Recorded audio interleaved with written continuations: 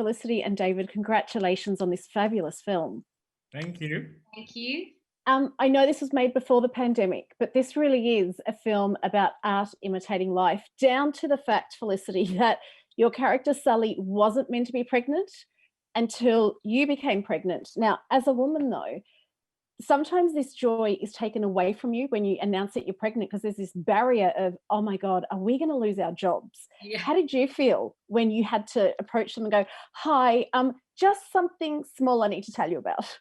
Well, totally what you said. I mean, absolutely that fear. It's a joyous occasion coupled with, oh my God, am I going to lose my job? And those two things shouldn't be coming together.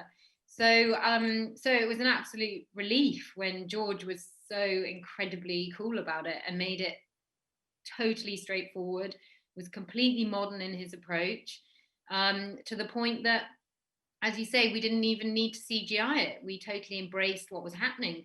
But it's interesting what you're saying, that this film in so many ways has, in terms of art imitating life, the two are completely fused in this film in every aspect, in terms of the themes, in terms of obviously my being pregnant. It has really embraced a contemporary moment, which I think is all power to the film. I mean, that's what makes art really special, when it actually is telling us something.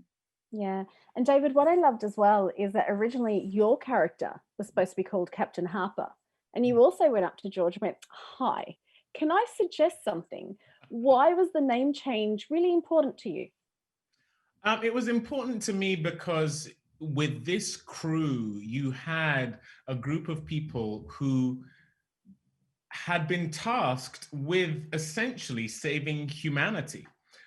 They weren't just astronauts; they were representative of Earth's last hope. And you know, as a very proud African myself, I sort of thought about it, and I realized, well, I don't think I've seen many African astronauts in movies.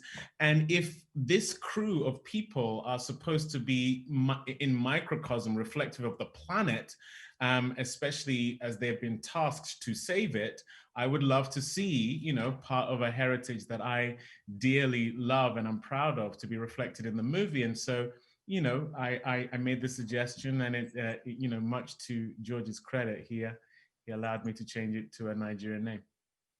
There's a line in the film, Augustine says, Mars is the most important star in the sky. If you get lost, it will help you find your way. And I think this year, more than any other year, we've all felt a little bit lost. Felicity, how have you felt this year, and how have you found your way? What have you done to find your way? Well, as I was just in my house closing the curtains, I looked up and just the clouds parted as I saw this full moon bearing down on us. And I thought, oh God, it's so making a film about being in space. I don't know. I thought there was some kind of greater message in that. But I think absolutely what you say. We're looking for some guidance and some sort of authority to take us through this, and that's what the film is addressing. You know, what is it that gives our lives meaning? And I think more than ever we are all being forced to ask those questions, and that question in particular, and the film is absolutely a reflection of this moment. Yeah. Sorry, didn't mean to cut you off. David, I love that on the spaceship, the astronauts are given virtual reality sets to go back to a really happy place, experience their happy place. If you had to go back to a happy place, what would yours be? Oh, gosh. Well, you know what? Even though the pandemic has been very challenging for so many of us, it's been a time where I've been here at home with my wife, my 4 kids, our 3 dogs, our 6 chickens, and our parrot. And it's been kind of extraordinary. You know, the job that Felicity and I do often requires you being away from home, traveling.